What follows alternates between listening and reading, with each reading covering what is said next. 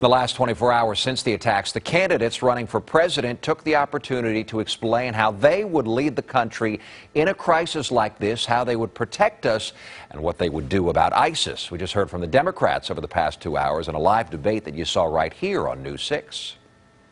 Our country deserves no less because all of the other issues we want to deal with depend upon us being secure and strong. The most experienced candidate on stage by far when it comes to foreign affairs was Secretary of State Hillary Clinton. She said America must go after ISIS, but not lead the fight. I don't think that the United States has the bulk of the responsibility. I really put that on Assad and on the Iraqis and on the region itself. Her closest challenger, Vermont Senator Bernie Sanders, did not agree.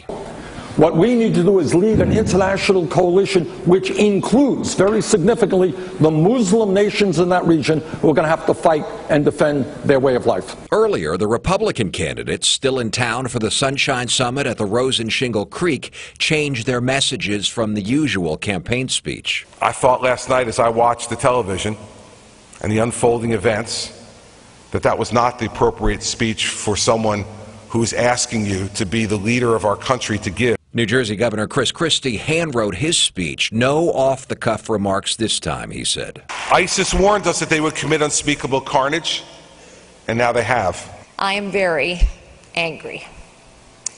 I am heartsick, and I am heartbroken at the carnage in Paris. One of the things I think we have to learn, and one of the lessons we should learn from the tragedy in Paris, is that we have to be very careful and very cautious, extraordinarily cautious, about who comes to visit, who immigrates here, and who studies here.